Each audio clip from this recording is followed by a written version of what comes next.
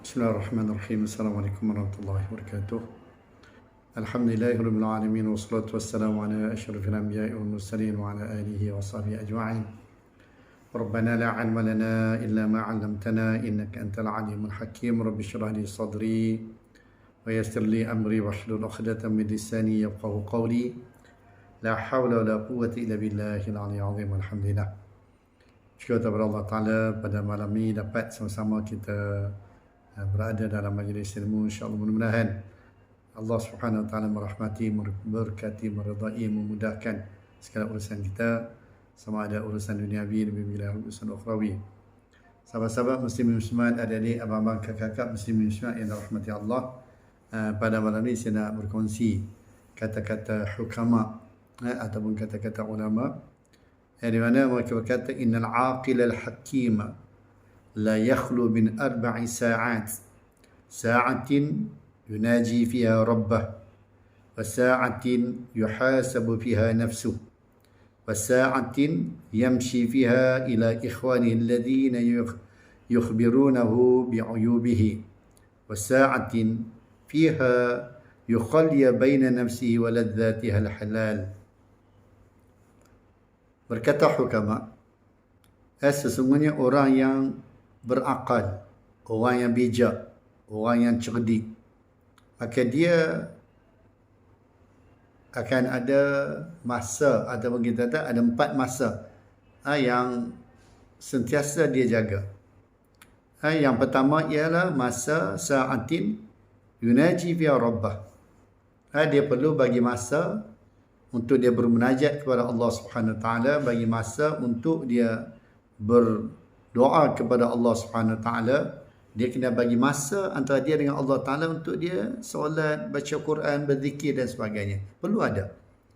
Orang mukmin yang bijak, orang mukmin yang cerdik, dia kena ada masa untuk dia beribadah kepada Allah Subhanahu Wa Taala, masa antara dia dengan Allah Subhanahu Wa Taala.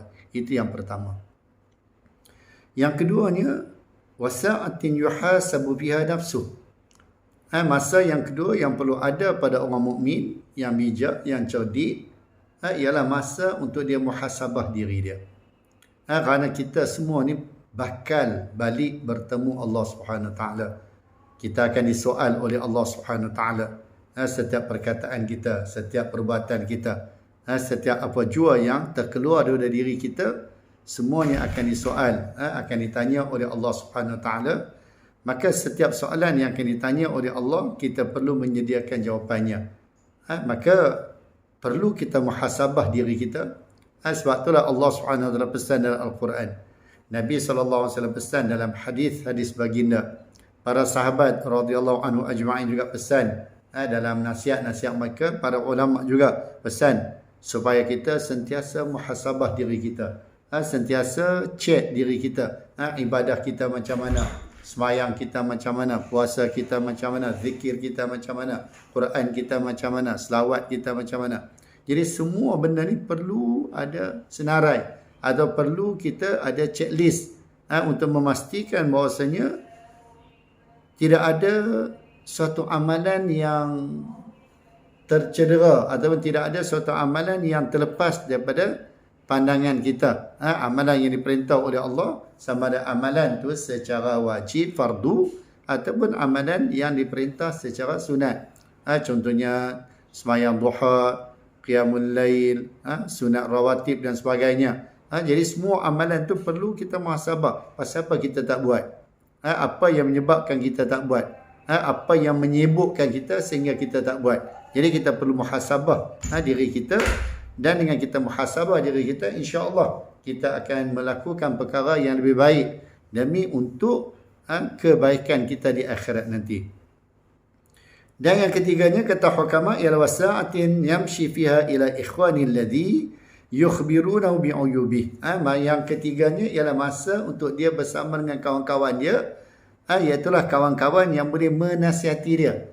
Bukan kawan-kawan yang nak mengetel saja, kawan-kawan yang nak mencanai saja, kawan untuk makan roti canai, kawan untuk sama-sama makan nasi Arab ke, kawan sama-sama nak merapu ke, kawan sama-sama main game ke. Jadi kawan yang dimaksudkan di sini ialah kawan yang boleh memberi nasihat kepada kita.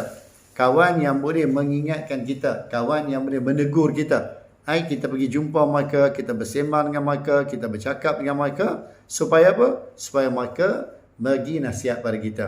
Supaya mereka tegur kesilapan dan kesalahan yang mungkin kita lakukan, yang kita mungkin tak nampak, tapi kawan-kawan kita nampak, sahabat-sahabat kita nampak. Maka sebab itulah kita perlu kepada kawan-kawan yang soleh.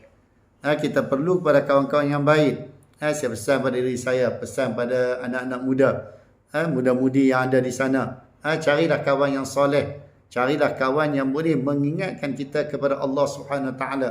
Carilah kawan yang boleh mengingatkan kita kepada akhirat kita. Jangan kita hanya cari kawan yang hanya untuk berseronok saja. Sebab kawan yang hanya untuk berseronok ni memang ramai. Di mana-mana pun kita boleh jumpa.